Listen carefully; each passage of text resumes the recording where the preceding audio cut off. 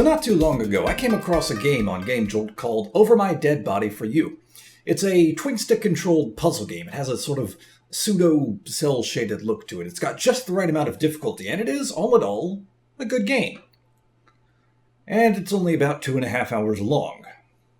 So for some time after finishing the game, I struggled with whether or not I'd be able to make a video about it that would not only be interesting, but also long enough. Then it hit me.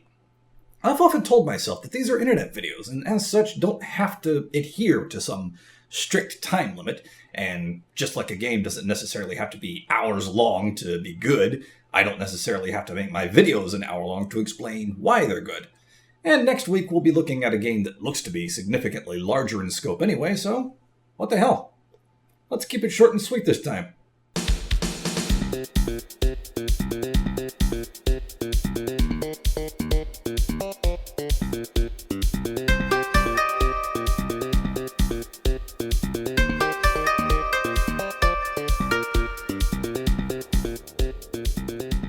The game skips out on the story, so we're doing likewise.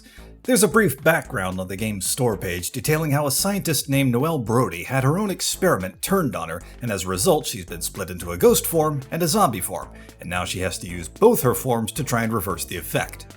Over My Dead Body is played from an isometric perspective. It actually reminds me of Crusader No Remorse, even down to a camera which absolutely won't cooperate with you whatsoever at some points. Much like Crusader in Over My Dead Body, rather than follow the characters at all times, for much of the game, the camera simply stays at a fixed point, only moving from one node to the next once you reach a certain point. The majority of the time it worked fine, but there were occasions when the camera would take too long to move to the next node, or zoom in for no good reason, and at one point I think I just managed to flat out confuse the poor thing. I mentioned at the start of the video that the graphics had a sort of pseudo-cel-shaded look to them. I don't know that that's actually what they are, in fact they're probably not. Truth is, I've never really known how to accurately describe the graphics in games. I've always been of the don't know much about art but I know what I like mindset. Well, I don't know exactly what the look is here, but I do know I like it. Each of the characters has a well-defined look to them. Granted, it's a bit rough around the edges when you're up close, but you won't be spending too much time in close proximity to them. Brody's ghost and zombie forms in particular have a certain charm and quirkiness to them that makes them all the more likable as protagonists, doing little dances when you get to the end of each level, and even... Hang on. Is the ghost actually laughing when the zombie dies? Oops, my physical body just got shredded to a million pieces, thereby ending any hope I have of returning to normal. Tee-hee! Speaking of dying, both the zombie and your human enemies, when they die, will be split into nice meaty chunks. And if red pixels disturb you, you can turn those off in the options. But the physics on those chunks could maybe have used a touch of tweaking. I mean, look at this. Are we on the moon now?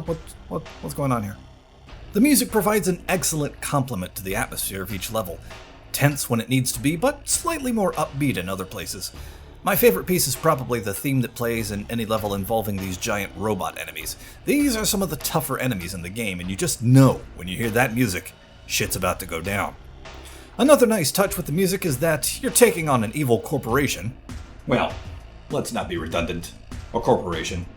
And of course, no corporation would be complete without that most demonic of creations, music.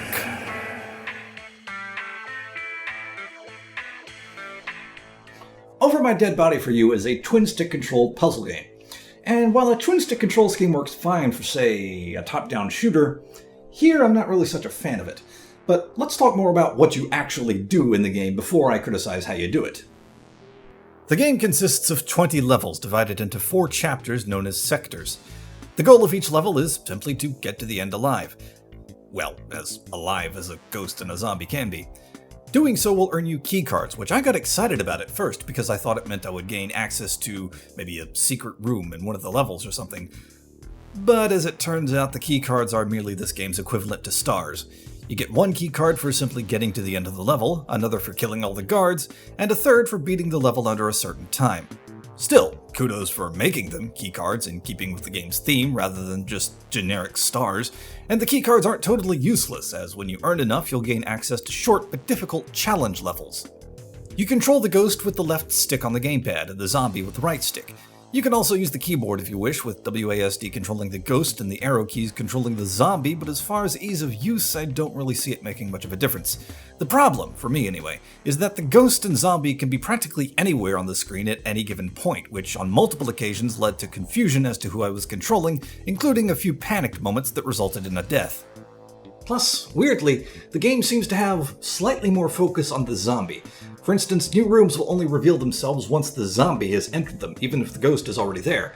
Plus, you can't get the ghost too far away from the zombie. Even if you do get the ghost off camera, she'll just automatically start moving back. It's just an odd choice of focus, when I would have thought that from a story perspective, the focus would be on both forms equally.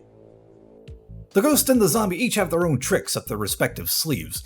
The zombie will automatically leap onto and eat any susceptible humans if they get too close, and in certain levels, she can pick up a can of soda to get temporary invulnerability and extra speed. Meanwhile, the ghost can pass through walls and use certain computer terminals for some reason. But the ghost has other abilities as well. She can dash for a short distance, she can possess certain enemies to either guide them to specific computer terminals or set them up to be eaten by the zombie, and she can pick up, carry, and either drop or throw highlighted objects. The thing is, those last few abilities are all done with one button, leading to far too many instances of the ghost doing the wrong thing, either possessing someone or picking something up when I just wanted her to dash. I mean, look at this gamepad. There's no reason they couldn't have split those abilities up just a little bit. At least get the dash its own button. As far as difficulty is concerned, Over My Dead Body is very user-friendly and forgiving. It gradually introduces new hazards and enemies to you, and you trigger a checkpoint as you enter each new room. While many of the puzzles will seem complex and frustrating, none of them are too overwhelming or complicated. Patience is key here, especially with some of the later puzzles, so just take a step back, survey everything in the room, and you'll get past any puzzle the game throws at you. And there will always be a nice sense of satisfaction when you do so. There were never any instances where I had to look at a walkthrough or have a moment of, oh, that's what it wanted me to do. What kind of bullshit is that? I mentioned the odd choice of focus on the zombie earlier, but the lack of any real story brings to light a couple of other questions. For instance, there are certain enemies in the game that the ghost cannot possess. At first. But then, later in the game, with no explanation whatsoever, suddenly she can. Now, yes, I know from a gameplay perspective, possessing everybody from the start would probably make things too easy, but within the world itself, it just makes no sense. But here's the biggest question. The game is called Over My Dead Body for you. Who is you? And no, that's not me being grammatically incorrect or anything. Who does the you in the title refer to? There's no hint of any romantic interest for Brody or anything like that, or any hints of any other major characters whatsoever, so to speak. As far as we're aware, Brody's just trying to get her normal body back for her own sake, so if anything, the game should be called Over My Dead Body for me, or just Over My Dead Body, full stop. But my nitpicks about the non-existent story aside, we come to the major question, and that is, can I recommend the game? Well, the control scheme gets the job done, even if I do think it's a little too limited and simplistic. The graphics and music are well done, and the difficulty curve is at just the right level. It is, again, on the short side, at 2.5 hours for the main 20 levels, and I know that's going to put a few people off, especially at a $10 price point. However, while there technically isn't a free demo available on either its Steam or GameJolt pages, there is a prototype available free of charge on itch.io. Now, it's got fewer levels and they're different from the ones in the main game, and there are a few features missing, such as the Ghost's dash ability, but the prototype is similar enough to the main game that you'll know what you're getting into. I personally think that Over My Dead Body for you is worth every cent, but would also add that if the short length potentially puts you off, maybe wait for a sale.